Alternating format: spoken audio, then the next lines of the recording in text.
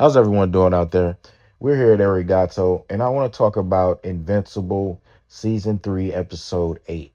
This episode was another action packed episode. Season 3 is turning out to be pretty good. I would say that I like it a lot more than Season 2. Episode eight's titled I Thought You'd Never Shut Up. This is starring Conquest, the Viltrumite who's sent to Earth to basically wipe everyone out. He's like a psychopathic Viltrumite. He loves killing.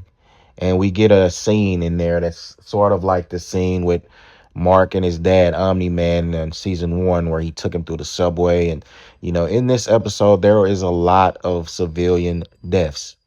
Um, and so in the beginning, we see Mark, aka Invincible, taking a bunch of damage, brutal, just taking a brutal beating. It's sort of a little, he has a mounts a little offense, but it's such a beating that Oliver sees him on the news and he wants to join in, and he joins in, and as you know, he takes the same, even worse beating in a quicker time than Mark. It's pretty brutal to see, even an alien child get done like that. But yeah, Conquest is ruthless. He doesn't care at all. Eve sees the whole thing as she wakes up. As you know from the last episode, she got her ankle split, or leg broken.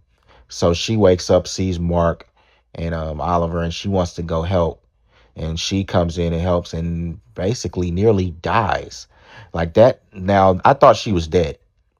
I thought they were gonna have to do something. I haven't read the comic book of Invincible, so I see all of these episodes like they're new to me.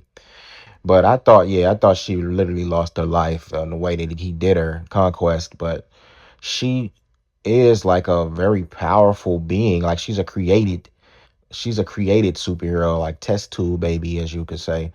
And so she ended up, I'll let you see what happened, but she ended up coming back somehow. And then, so I guess the limits of her powers got lifted by the trauma, because she informed later in the episode that the people who created her put like limits on her powers, like, only thing that triggers those and breaks them is trauma. So she ended up shooting a blast that pretty much skinned the Conquest, but he still was alive. Like, you know how this he's that tough.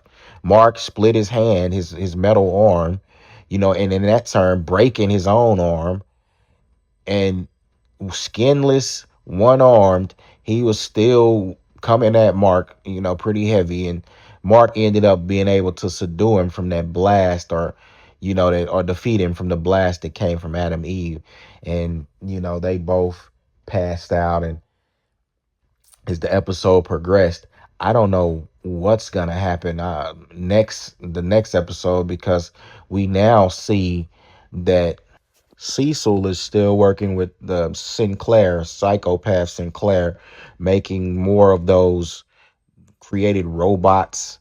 And now those robots, the new batch, are being built from those invincibles that came from a different universe. So they're gonna be even stronger. So he has to create Sinclair had to create new tools, and for just to even make them, because he's making them from Invincible's body, or the clones, or I don't even you can't even call them clones. They're just from another dimension, the evil Invincibles. That was a great episode too, when they came to Earth. Like, just their different personalities. I love that episode, man. It's, like I said, season 3 is shaping up to be very good, but they also hold a funeral later in the episode for Rex Splode, who he was definitely one of my favorite characters in the show, but he ended up dying. He killed himself in the fight with the Invincibles, the evil Invincibles. And you have the boy Rudy, who basically was the took on Rex's, just basically took his whole persona, took his identity. He admired him that much. The robot at first, the being who was in him at first, he admired Rex so much that he took his identity and became him. And it weirded Rex out, when he did that. But of course he's gonna take Rex's death the hardest, because that was a man like who you really wanted to be. You admired him. So yeah, Rudy the robot was the one. He used his robot avatar to give the speech because he couldn't do it in person, because he couldn't make it through it, because like I said. But and he also changed his name to Rex. Oh, that's a little weird, but you know, whatever. And Dark Blood, at the end of the episode, we see that that demon Dark Blood is back, and he's trying to summon, I don't know, like what's next? Satan? Like Satan, I guess, or the evil, or an evil demon that's either tied to Mark, or gonna try to take over Mark's body, or maybe Conquest body. I don't know. But I'm anxious to see what's gonna happen next season. And cause I take it that this is gonna be the last episode.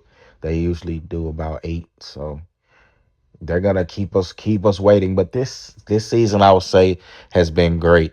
It's been better than season 2 to me.